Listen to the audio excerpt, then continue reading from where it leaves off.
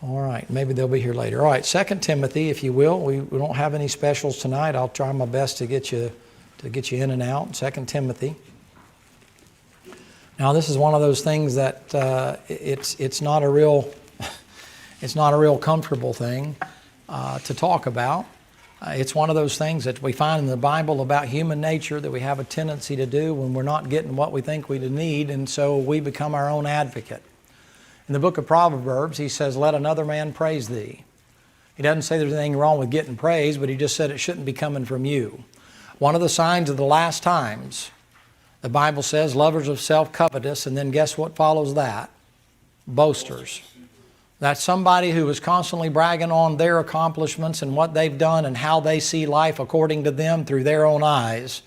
Notice, if you will, please, for men shall be lovers themselves, covetous, boasters, proud, blasphemers, disobedient to parents, unthankful, unholy, without natural affection. While you're standing, come to the book of Psalm 75. Psalm 75. I'll let you be seated here in just a minute. Just kind of feel like you're doing a sword drill. Brother Ed, good to see you and your family made it in from the monsoon. Glad you're here tonight. Psalm 75. Look, if you will, please, in verse number 6. Psalm 75, verse 6, for promotion cometh neither from the east, nor from the west, nor from the south, but God is the judge. He putteth down one and setteth up another. One more, Proverbs 27. So what he just said there is oftentimes boasting comes from person seeking recognition.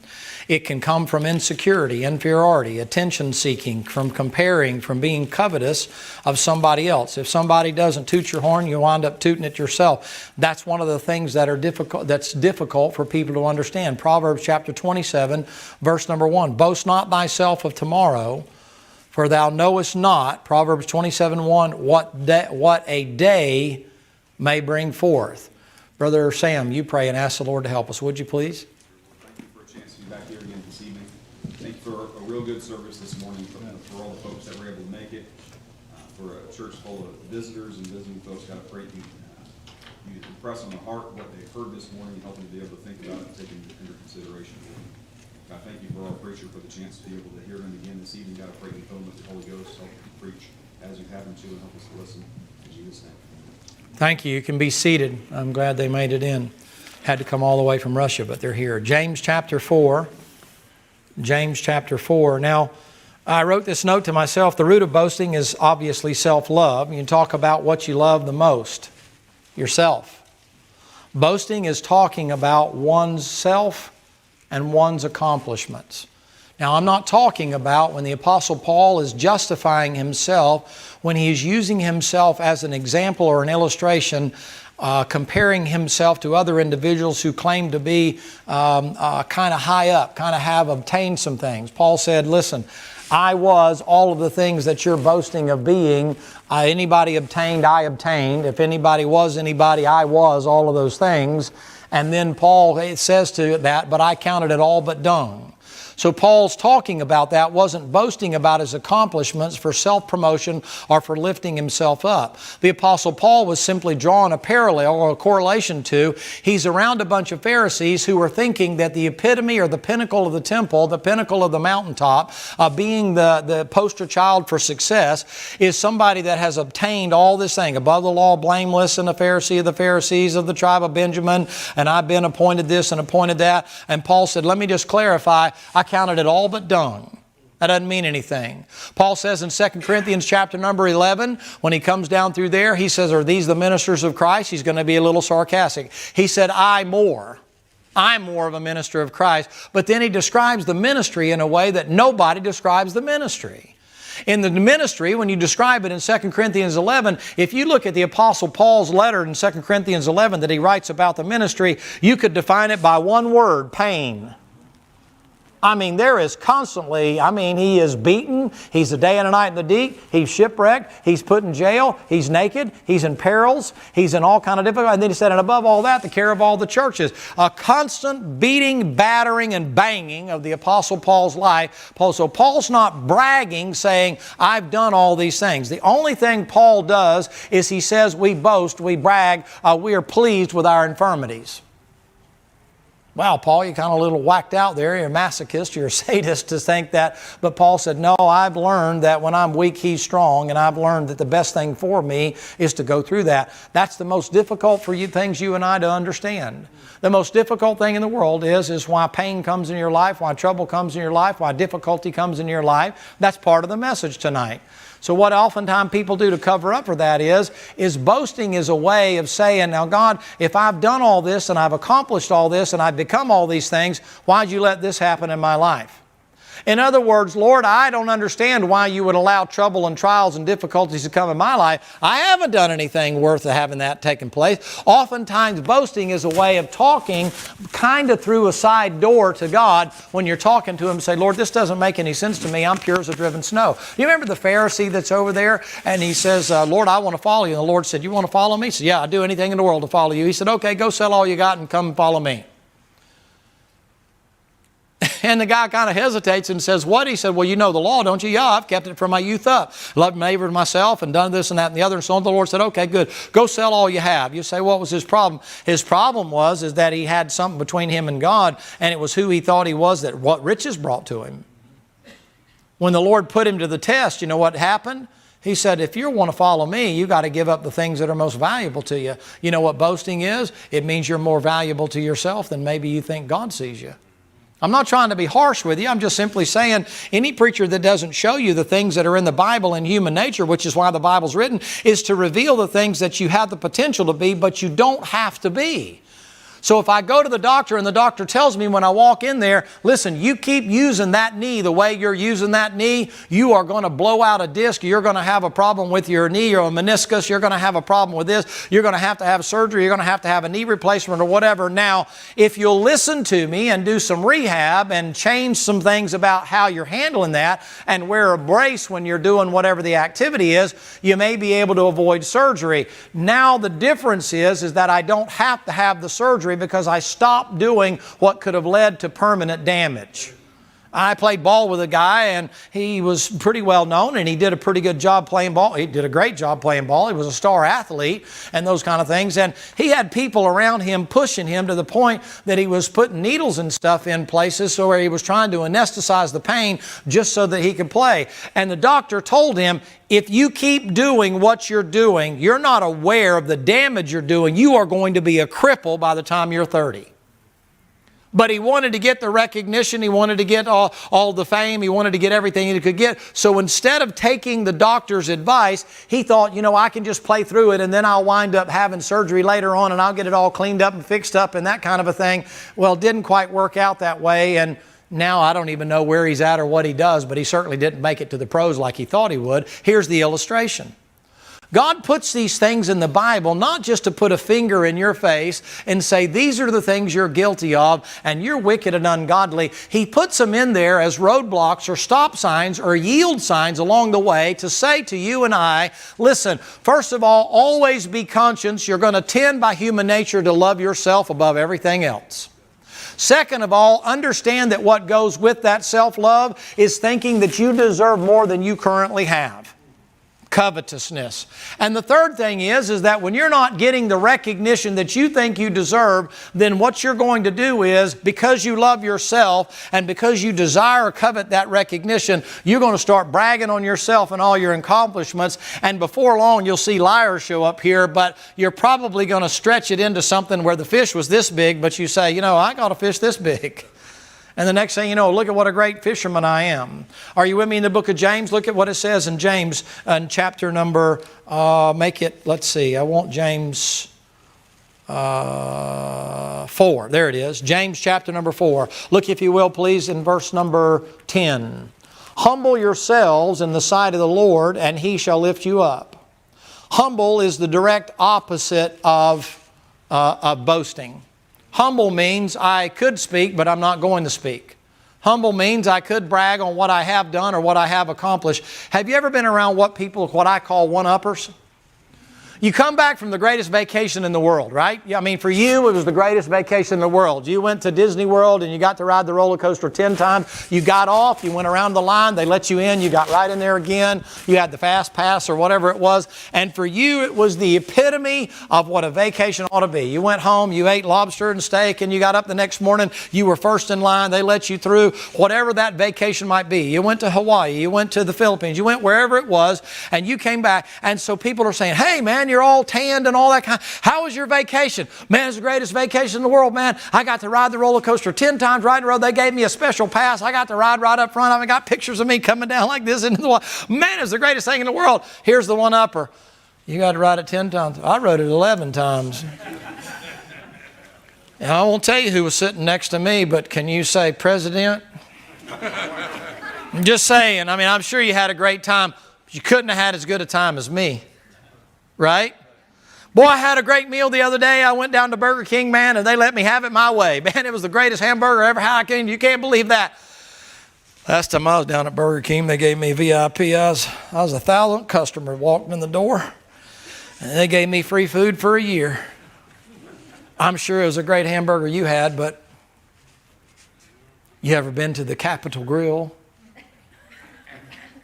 Where's that, in Tallahassee? What do you mean the Capitol Grill? Was that in Washington? No, that's one of those nice places, not Burger King. You say, what is that? It's a way of boasting by putting somebody else down. See, the one-uppers. Now, here's the thing. While they may be jerks, you don't want to be one of those jerks. You want to catch yourself because somebody else is talking about, yeah, man, I got up and bases were loaded and this and that and the other, and, you know, I hit it over the left fielder's head and so on and so forth. Well, you know, back when I was getting tried out for the World Series and stuff like that, you know, coming down to the bottom of the ninth, bases are loaded and full count, 3-2 on me. I stepped back there and pointed at that fence right there, man, and he throwed that ball across there. I hit that thing. So I didn't hit it over left field. I hit it over center field. It was still going when it passed the final bleacher on the top out there, landed out in the parking lot somewhere. And you're thinking, really, are you kidding me? And even if the story's true, it's why did you decide to tell me now? Because it's an opportunity. Oh, well, I was just talking about it. He brought it up. No, you're bragging on yourself. Now watch, he says right here, humble yourself. That means the Lord puts it in mine and your hands to make a decision as to how we're going to be as a person. An obnoxious person is somebody who's always bragging on everything they've done. They always do it right. They've always done it right. And they're always telling you everything that they did do so that they get the recognition. Now let me show you what the Bible teaches you here. Come all the way down, if you will, please, in verse number 13. Same passage, James chapter number 4. He said, go to now, ye say that, today or tomorrow we will go into such a city and continue there a year and buy and sell and get gain. Whereas ye know not what shall be on the morrow, for what is your life? It is even a vapor that appeareth for a little time and that then vanisheth away. For ye ought to say, if the Lord will, we shall live and do this or that. But now ye rejoice in your what? Boastings. All such rejoicing is evil. Therefore, for him that knoweth to do good and doeth it not, to him it is sin. Can I put it in context for you? When you're saying all you're going to accomplish tomorrow and talking about all the great things you're going to do, you know what the Lord said? You might want to say if the Lord will there, because you don't even know if you're going to be alive tomorrow. Boasting can be, I'm going to be something tomorrow, when the Lord said, you better hesitate, you may not see tomorrow. The funeral we had here yesterday, it was sudden. He's only 61 years of age. He'd had some problems and difficulties and things. His daughter came out and found him in the living room out there, and he was gone, laid out on the couch and gone. Not smoking, not drinking, doing all kind of stuff. He just laying there while the TV was on, and they all went to bed and got up in the middle of the night, and there he is gone. They didn't make any plans for that to be gone. It was sudden. It's terrible. The grief that was here was terrible. It's horrible. You say, why? You didn't make plans. You don't know that may not be you tonight. You have no way of knowing that. So you have to be careful. It's boasting. It is, the Bible says, it's evil for you to say, this is what I'm doing tomorrow. I'm not saying don't put up some nuts for tomorrow for what might happen, but make sure when you do, you always add, if the Lord wills, but if He chooses to punch my number tonight, I'm gone. But to act like the farmer did in the book of Luke when he's laying there looking at all that he has, and you know what he says? He said, man, I'm loaded. Man, I'm a fat cat. I got it. Man, I tell you what I'm going to do next year. I'm going to solve this problem with that stuff sitting out there in the middle of the road going to waste. Instead of giving it to all these vagabonds and poor people and that kind of stuff, I'm going to fix this problem. I tell you what I'm going to do. I'm going to build bigger barns. I'll have plenty. Now, by the time my crops come in next year, I'll have plenty of room for the crop. Making some pretty big assumptions. Number one, even if you are there, you're assuming your crops are going to be as big or bigger than they were the year that you had. Second of all, that you have the resources to be able to put up the bigger barns you're talking about doing. But third and most importantly, here's what the Lord says. Thou fool, don't you know your soul's required of thee tonight? You can make all those great plans of what you're going to do. And the Lord comes in and said, nope, your time's up. The ticket's been punched. So what happens is oftentimes, come to 1 Peter chapter number 5, please. 1 Peter chapter number 5. Is oftentimes we take for granted that we're going to be here tomorrow. I'm just saying we should be cautious. That's why I mentioned to you this morning, make your decisions in light of the judgment seat of Christ. That way you know that the eternal things are definitely going to happen. They're going to take place sooner or later, whether it's tomorrow, whether it's tonight, or whether it is when the rapture takes place. But if you make your decision there, you won't regret it when you get there. But once you get there, you can't back it up and say, oh, can I have a do-over? Do you understand? But oftentimes we put more effort and more emphasis on what we're going to do tomorrow than we think about what am I going to do in eternity. And so I'm just asking you to pause, to reset, to rethink for a moment. Okay, I got to be careful that I'm not boasting about things I don't know. I'm going to get this, I'm going to get that, I'm going to do this, I'm going to do that. You might say, yes, guess maybe so, but what if the Lord changes your plans along the way? Have you ever said this? Lord, I'm willing to be made willing. You sure about that? Do you have any idea? Do you know yourself well enough to know what it would take to make you willing? Lord, you can do whatever you want to do. Brother Roger sang last week that song, Whatever It Takes. That's a great song. Lord, whatever it takes for my will to break. But what God wants you to do is to break your own box.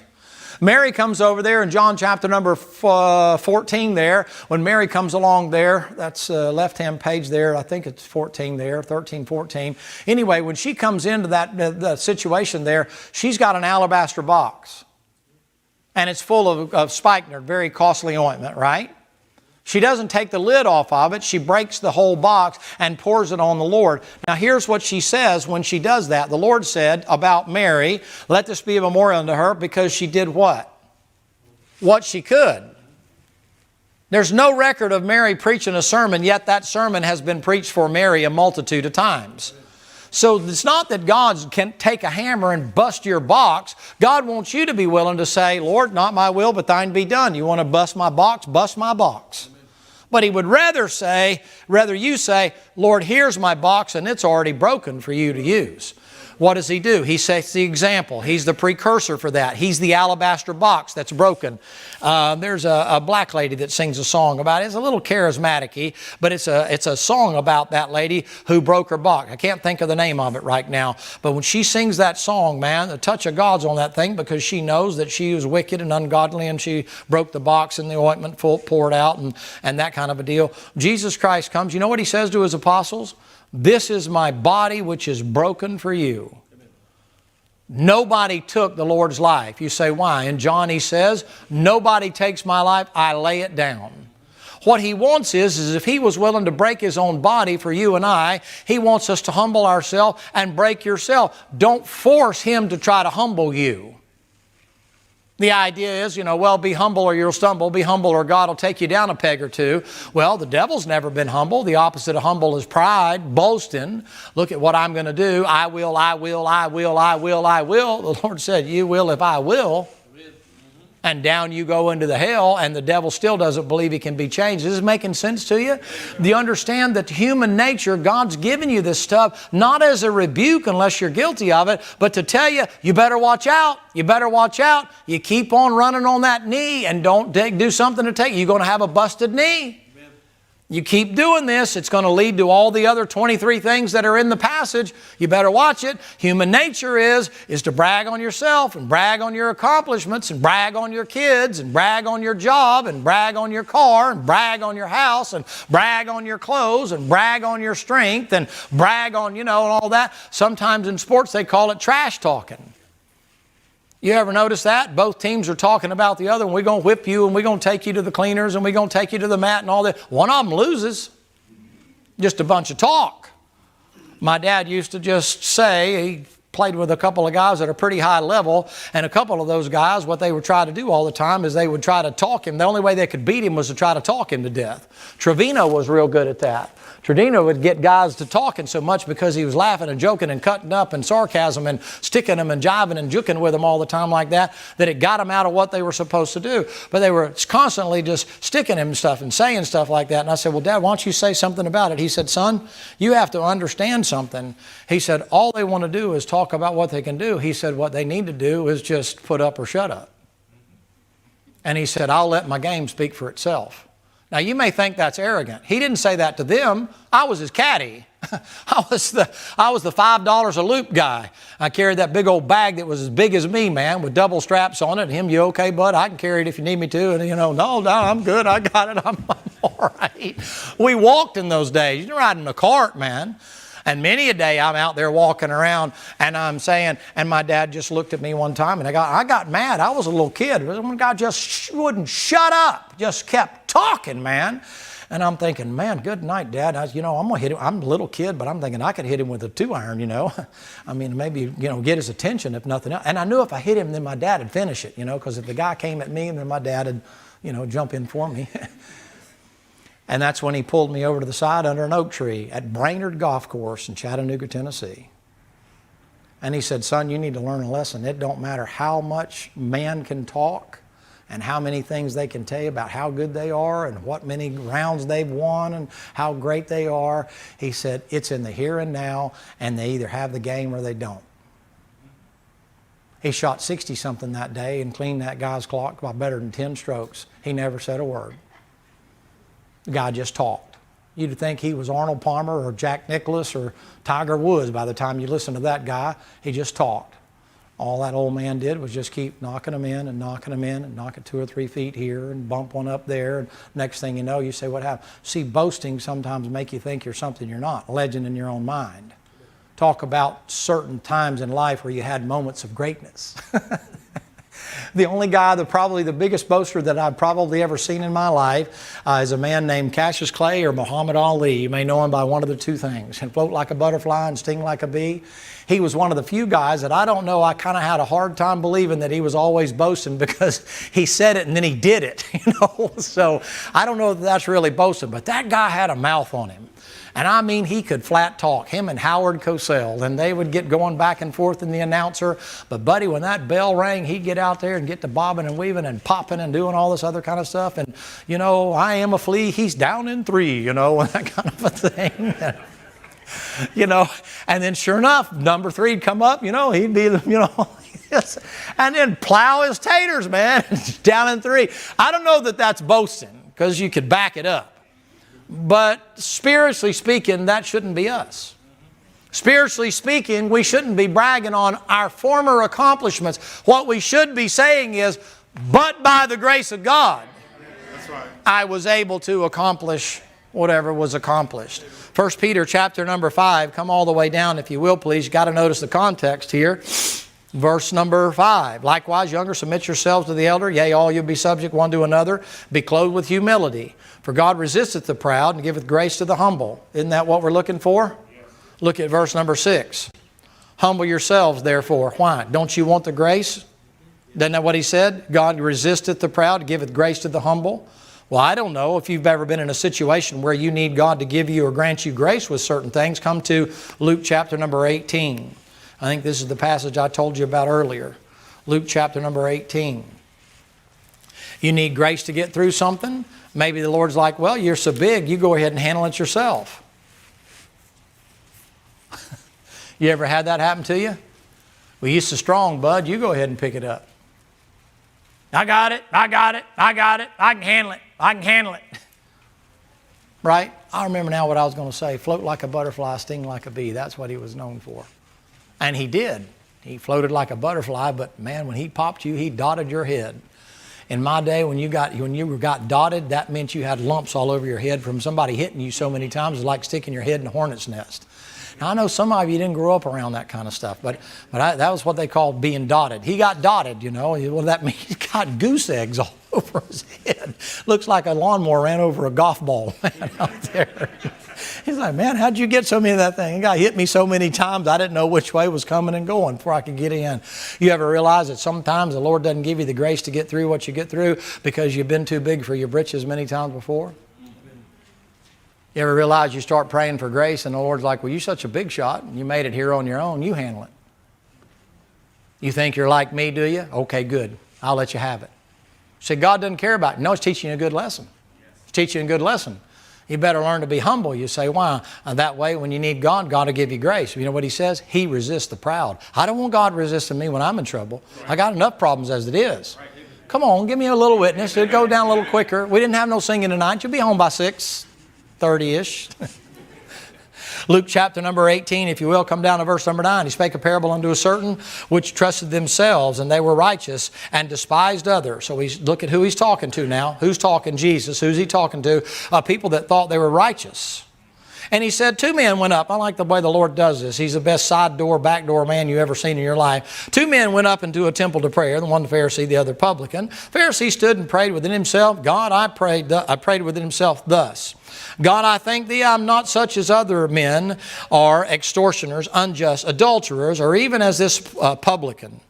I fast twice in a week. I give tithes of all that I possess. And the publican, standing afar off, would not so much as lift his eyes to heaven, smote upon the breast, saying, God, be merciful to me, a sinner. I tell you that this man went down to the house justified rather than the other. For everyone that exalteth himself shall be abased.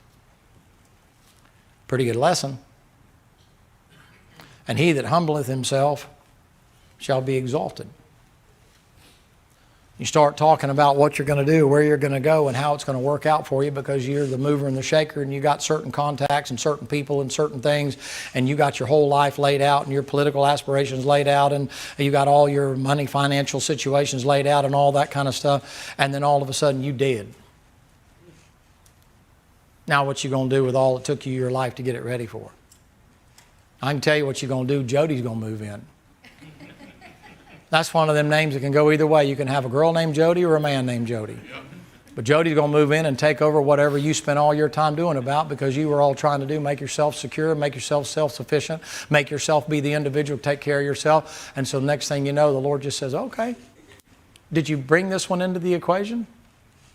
I've seen athletes, some people that I know, I'm going to do this, I'm going to do this, I'm going to do this, and then wind up with a permanent injury and never be able to do anything. Had all their eggs in one basket. I remember a black basketball player one time, and I can't think of his name. I was trying to remember it, and I didn't have enough time to look it back up, but it's an illustration that I have. And one of the things that did, he was a real good athlete right out of high school. And he had a talk with his dad before they were going to call him up there. He was only 18 years old, but he was a phenomenal athlete. Maybe y'all will know who it is when I finish the story. But he's a phenomenal athlete, and they came to him and said, we want to take you straight to the pros. We're not even going to put you through college. We'll take you straight to the pros and that kind of a thing like that. And his daddy said, son, one day your basketball career is going to be over. And if it happens to end in the first year in the NBA, you got nothing to fall back on. So what I think you ought to do is go and play ball in college. You still get the experience, and you'll be worth more when you come out anyway. He said, yeah, but Daddy, just think about the millions I can make. And his daddy said, and yeah, and just think about this. If you get hurt in your first year, you can say goodbye to that. But if you got an education, you might be able to use it somewhere else. Now, I know what modern language said. Well, if I got the ability sports-wise and I can make $1 million or $20 million in a year, I'll take that. You ever notice those guys, a lot of those guys, they make $20, $30, $40 million in a year for their sports contract, and then after they're no longer in the league, they don't have anything? What do they spend all that on? How come they don't still have it? We've had some ball players that are here. They had enough sense to go to school, and when their careers were over in the NFL, they're out making a living because they made some smart choices along the way. That's the right kind of a thing to do. Not, I'm going to put all my eggs in one basket. Okay, diversify a little bit. Have a little bit of something to fall back on. Use your head for something besides a hat rack. Take your Bible, if you will, please, and come over to, well, you don't have to go there. Go to Ephesians 2, 8, and 9. The passage says this, because boasting is always apart. Come to 2 Corinthians 11. I'll quote the verse for you. He said, for by grace are you saved through faith, and that not of yourselves. It is the gift of God, not of what? Works, lest any man should what? You would think that a man would learn not to boast of his own salvation. You know, that's one of the greatest verses on eternal security ever written. You know how I know that? God told you, I gave you that gift by grace, and you got that gift from me, and I'm not going to take it back from you. And don't ever think that it's depending upon what you do or did. For by grace are you saved through faith, and that not of yourselves. It's the gift of God. Why? One of the greatest things He gave you is not of works, lest any man should boast. You say, why? He knows human nature. You ever listen to these preachers stand up and preach to you about how proud you ought to be, about how good you are and what a great person you are, and how they hold themselves in such high esteem because they don't do whatever the list of things not to do is, and listen to all that? What's all the boasting about? What's all the bragging about? All the things you don't do. What does that do? Died and left you God or something? What does that mean? That's what the Pharisees did. They're always bragging and boasting. That's what that Pharisee was doing. The Lord's talking to them. They're talking about, they think they're righteous. The Lord said, oh yeah, did you hear the story about a couple guys that went down there? They both went to the temple, they worshiped and all. And one of the guys comes in there and he says, I pray and I fast twice a week, and I give my tithes and so on and so forth. And I'm not guilty of fornication and adultery. It lets you know where their minds are. They're thinking about those things. That's why God put that in the passage there when He's talking to them. And I'm sure a couple of them guys are standing around going, yeah, I do that. Them guys are righteous. The story's about righteous men, right? And yeah, sure, I get that. I understand that. And then there's a publican over there. I thank God I'm not like that publican. Won't even raise his head up, just beats himself on the chest and said, Lord, be merciful to the sinner. And the Lord said, you know something, boys? There's an interesting thing about that story. Yeah, Lord, say on. What is that message? He said, the second of those two guys will go in justified before the other one. What do you mean he'll go in there? He ain't righteous. The Lord said, yeah, he knows his position and he's not bragging on it. He knows he got to get there with somebody to help him. This other guy thinks he's getting in on his own merit. Boy, you talk about slap your mouth shut. But you know what I hear in a lot of Christian circles? I hate to say this, it's about our people, but everybody else talks about it. It's time we talk about ourselves. Hear all the time, boy, I'll never sin. I'll never mess up. Here's a good one, I'll never quit. Whoo, you better watch out. Jeremiah, pretty good preacher, wasn't he? Jeremiah, wrote a big long book in the Bible right there. Jeremiah was a pretty good preacher. You know what he said? I quit. Elijah, pretty good prophet. Would you agree? Yes, he said, enough, Lord, kill me. Yep. Moses, pretty good prophet, pretty good leader, I'd say. He said, Lord, blot my name out of the book. I'm done. I'm out of here. I'm through. I'm finished. I've had enough of these cotton-picking people. Kill me. Take me out of the way. It's a good thing him and the Lord didn't get on the same page the same day. Moses would have been in a mess. But here's the thing you have to understand. You make a statement like that, you're a fool. That's the epitome of being an idiot.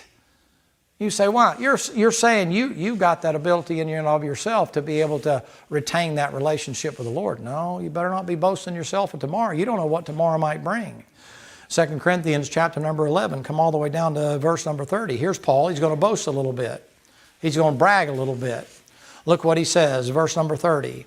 If I must needs glory, I'm going to tell you some things about my life. I'm in 2 Corinthians 11 and verse number 30.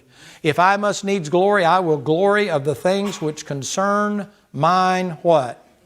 Who would ever think Paul was bragging when he's talking about a day and a night in the deep and all the stuff he's went through and painfulness and watchings often and hunger and cold and nakedness and perils and so on and so forth and a shipwreck and all that. Of the Jews 5 times I received 40 stripes and saved one and this and that and the other. Who would think Paul would be bragging on that?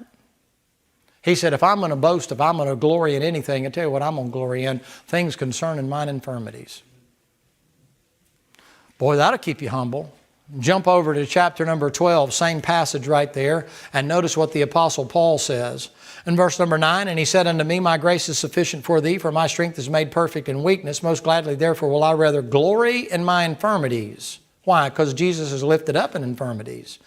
That the power of Christ may rest upon me, therefore I take pleasure in infirmities and reproaches and necessities and persecution and distresses for Christ's sake. For when I'm weak, then I'm strong. I read that passage every day for a week to myself, to hold myself up to God's measuring stick of what spirituality is. Did I spend my time glorying in the difficulties, the problems, the troubles, the trials, the tribulations, the pressure, the pain, and all that kind of stuff? Was I focused to be able to say, Lord, I'm glorying in that? I sure appreciate that because it manifests you, it exalts you. Lord, thank you for the trouble. As Sister Carol this morning, thank you for the virus and the social unrest, and thank you for not being able to be here because it made me grateful for that kind of thing. I read that thing every day for a week. You know what I felt like? A stinking spiritual pipsqueak. I'm thinking of all the things you brag and boast on, man, and all the things you think you've ever accomplished and all the things you think you've ever done. How could you hold a candle to that? And yet that's what Paul said. Paul said, it's human nature to boast. Well, then brag on what you've done for Jesus. That's what he's saying. He's not bragging on how tough he was because he took the beatings. You got the wrong concept. You know what he said? I know when I'm weak. That takes the boasting out. He's strong. He said, all I'm doing is bragging on. And you know what the Jesus thought of me? He thought so little of me, all he made me was just a rag. And he just put me in his back pocket, and whenever he needed some dirty work done, he called me to do it. And that's because I'm not in high esteem with everybody else. Of course, we all hold the Apostle Paul in high esteem, more so than you could possibly imagine. Come to Jeremiah chapter number 9. Jeremiah chapter number 9. If you're taking notes, and some of you are, and some of you that are watching, you're taking notes, that other passage is in Luke chapter 12. That's the rich farmer that's there. Now, who would have seen a person making future plans and talking about what he was going to do in the future boastful? God would. You just read that passage right there in the book of James that said to you, before you make plans to even go into the city, you better say if God wills. But who would say in the modern society now, if you were to say, this is what I'm doing tomorrow, that's boasting? God would say that. He said, boast not thyself of tomorrow. Well, I'm just making plans. You better say, Lord willing. So that's just what people say. No, that's showing you're using your noggin because you could have a wreck on the way home. It's happened. You could have a heart attack on the way home. It's happened. You could lose your mind. You could have an argument tonight with your wife, and life as you know it ceases to exist. And all the plans you had all just went out the window. You can't say that. We don't know that. God looks at things a different way than we look at things. What's the sign of the last days, preacher? All these people talking about all the changes they're going to bring about and all the other things that are going to happen, and we're going to do this and we're going to do that. You had a lot of plans 2 months ago, didn't you, for the summertime? And you were planning on doing all these things, is that right? Sure. You never thought, well, but what happens if a virus comes in?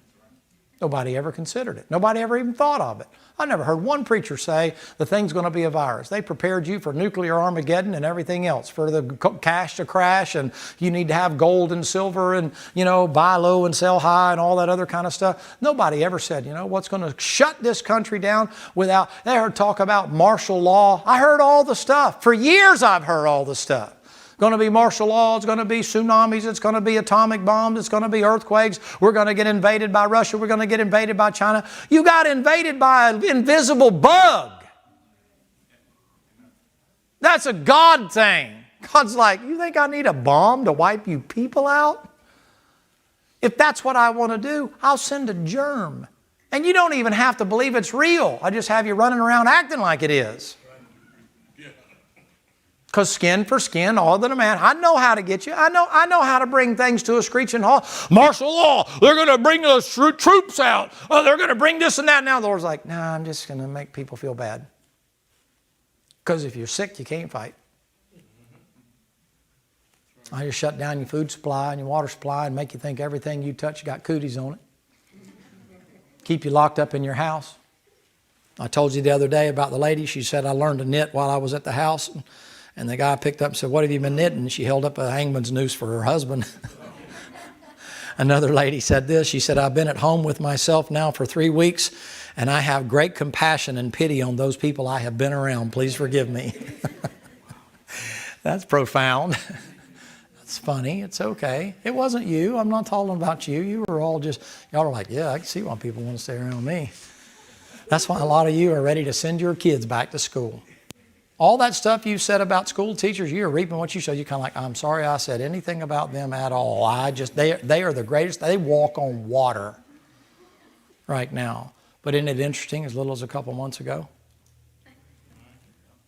how all these things were going to happen, and then all of a sudden, just a little old bug, little old virus, little old economy shaker, not just the United States.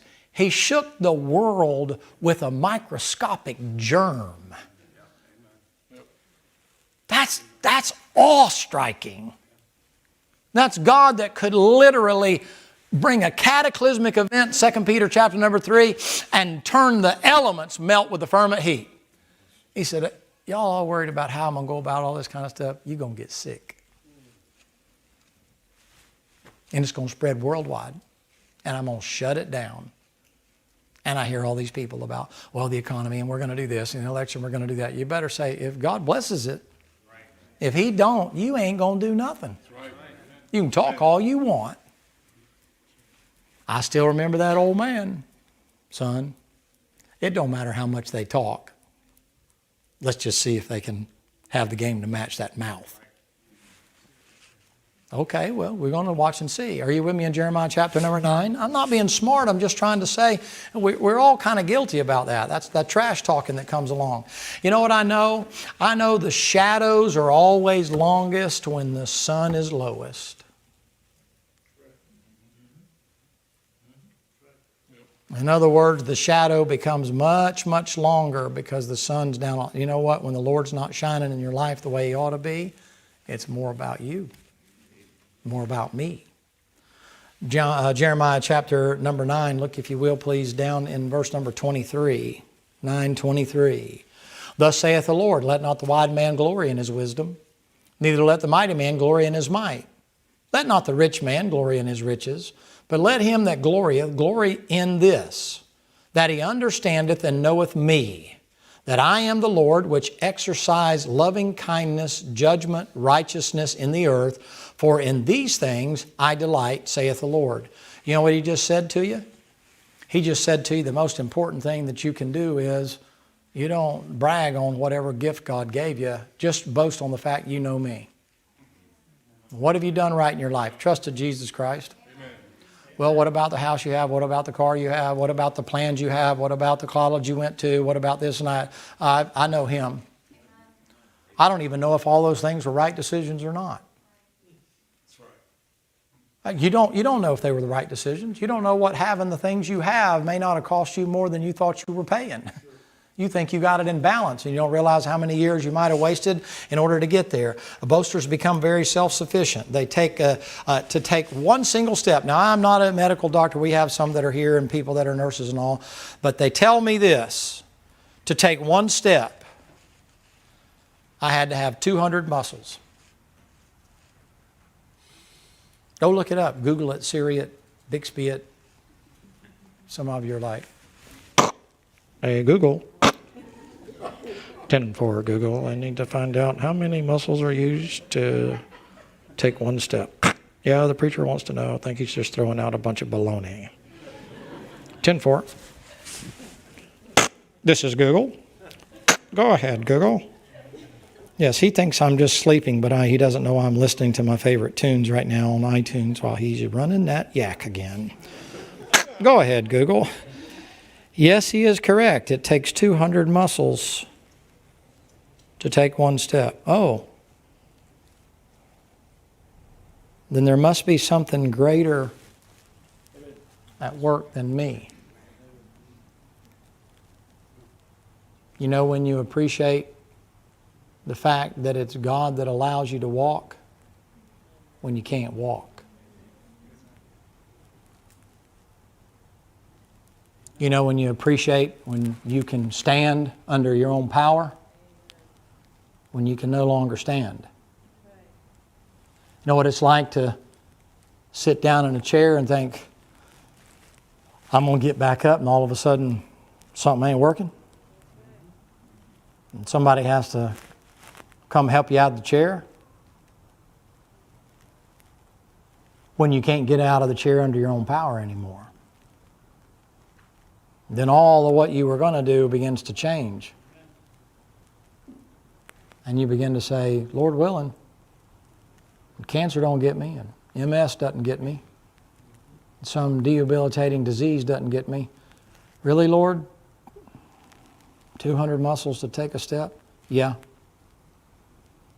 I have a system in you that's called a parasympathetic nervous system, fancy words for saying some things are working without you thinking about it. Miss Jennifer would know about that. She's a nurse. The Chases would know about that. They're nurses. You can check with them after. Don't check Google, but check with them. That means I blink because my eyes can sense that they're either dry or there's something coming at me, even microscopically, that I can't see, but the Lord fixed it where I know to blink. I like what Myrna did this morning, that when she said, when I'm talking to you, I'm going to close my eyes, because she didn't want to see. I thought I could try that, but I think I might stumble and fall down the stairs. But that means that right now while we're talking, have you even thought once about breathing? Do you think about breathing at nighttime while you're sleeping? Or swallowing? You swallow on average a quart of mucus and or spit, saliva, an average of a quart a day that your body just makes. Who did that? How is it your eyes know when you open them, you don't turn them on, they're on. You close them, they're out. They're on. How does that happen? How about hearing? Do you think, I need to hear? I mean, unless you have a hearing aid. It's a parasympathetic nervous system. Do you ever pause to think for a minute when it comes to picking up something? You never even think about it. You just naturally, you reach for it, your hand closes, you pick it up, and you never even give it a thought. Parasympathetic nervous system. In other words, you don't have to think to accomplish things that literally keep your heart beating, keep your lungs operating, keep your liver functioning, and you never have to think about it because God fixed it. So how dare you and I think that our life is in our own hands? Right. Amen. Because I hate to tell you this, none of us would ever be able to sleep if you had to think about breathing. That's right. Maybe I'm going to sleep for 3 minutes now. Make sure you wake me up and remind me to breathe. You heard about the lady that went in to get her hair cut, and Leanna's heard it. And she walked in there and had on her little set of earbuds and stuff, and the lady said, you might want to remove that. She said, no, I really need them. It's okay, just work around it. And so she's in there, and she kind of falls under the spell there. The hairdresser's working on her, getting her taken care of and that kind of a deal. And finally she gets to where she can't get around where her ears are and all that kind of stuff, and she pulled out her earplugs, and before long the lady collapsed and fell out on the floor. And she thought, well, I wonder what in the world is going on here. Something ain't right. This don't make no sense to me. And she picked up the earphone, listened to it. It said, breathe in, breathe out.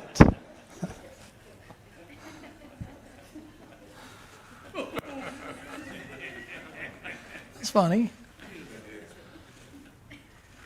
There's things God does for you. And He fixed it, saved or lost, where He's preserving your life and you don't have anything to do with it. Do you think how many times your heart beats a minute? Blood coursing through your vein, all the capillaries and veins, blood vessels running through your system? How do you take air that's out here like this and turn it into oxygen, which your body recognizes? And how does that oxygen get into your bloodstream and oxygenate your blood to make you alkaline and not acidic, so that acid doesn't eat you alive from inside? How's that happen? God did that. Amen. Amen. God's like this air right here. You can't see it. You can't live without it. You can live without food for a while. You can live without water for a while. You can't live without air but about maybe 3-4 minutes. I mean, even if you're training, but beyond that, you got to have air. That's like this. God. Where's God? Everywhere air is. Amen. David said, though I make my bed in hell, you're there. Thou art there, he says. What are you trying to tell me, preacher? And be careful about bragging on your accomplishments. remember that God just said in the passage I read to in Jeremiah 9, how about this for bragging? Just let them know you know me.